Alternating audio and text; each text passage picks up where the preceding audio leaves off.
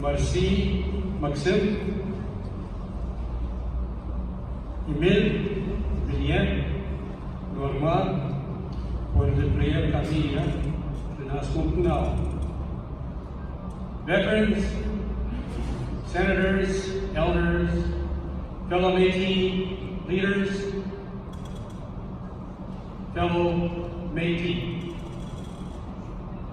We heard a lot of good words so far over the last 2 days, words that warm my heart when we talk about the Métis Nation, the struggles of the past, and the successes that we are currently experiencing. The Métis Nation, one people, one nation, one homeland, based primarily in Western Canada, extending into Western Ontario, Northeastern BC, part of the Northwest Territories, part of the Northern United States. As you heard, many of our people shed their blood in the resistances of 1870, 1885, here in what is now Saskatchewan. This land of ours, this homeland, is sacred. It's been blessed by the blood of our past warriors, by the sacrifices of our women, the suffering of our children when we were being oppressed.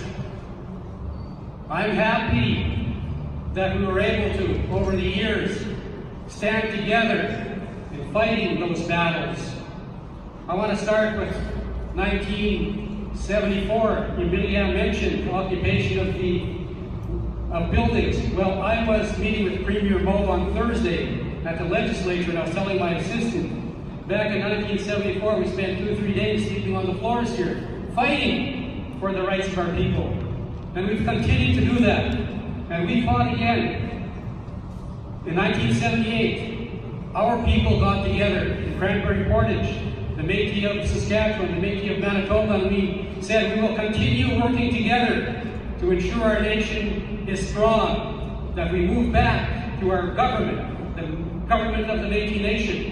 And I'm pleased to see 40 years later, last October, our joint cabinets had a meeting here in Regina, signed the Regina Declaration, vowing to work together to ensure the integrity of our nation, because over the previous 10 years to your election here, there were forces in Alberta, forces in Ontario that were trying to destroy the Métis Nation.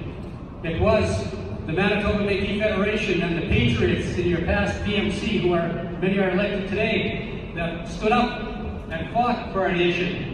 And with that Regina Declaration, that commitment and the decisions of the General Assembly in November of last year to stick together to ensure the integrity of the Métis Nation is there, is something very, very heartwarming. It's hard to say much in 3 minutes. That was just kind of the intro.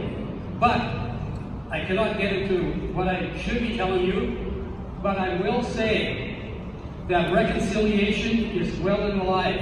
And it's well and alive with the Métis Nation because we've stood up, we fought for our people, the governments know who we are, where we are, and they're prepared to deal with us. And we have, with this Prime Minister and this Liberal government, we've come a long, long way, and reconciliation, I say, is well and alive. By June, hopefully, we'll have a Métis Nation-specific framework to replace the old comprehensive claims policy and the inherent right policy, which doesn't serve us at all. So by June, we hope to have a strong national policy that will guide us and protect us into the future. Very important. And with that, I just want to finish off by saying, I know some people, particularly from Buffalo Narrows, never want to blow their own horn, but since 1993, the Buffalo Narrows local, through the late Philip Chartier, Louis Bourne, and the many people at the community level have been fundraising. We have a Métis Rights Defense Fund, and I'm pleased to say again that President Potts has been always sending monies, and again she asked me, where do I send the next check?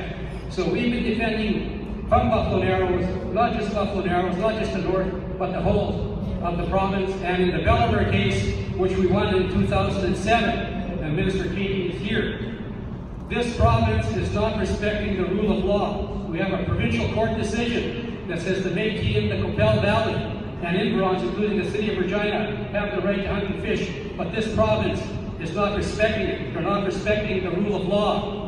And under the rule of Robert Doucette, nothing was done. Now I'm pleased to hear, with our new leadership, and I say our because I'm from Buffalo Narrows, with our new leadership, I was pleased to hear that they have begun negotiations with the provincial government so that we can have our rights respected province-wide. And I look forward to enjoy those rights, because when I'm finished at the national level, and I have 1 year left to go, and I will serve that 1 year, I will be back. And I want to enjoy the rights that we all fought so hard for. So I'm pleased to be here. I'm pleased to be home with you. You are my family. Thank you.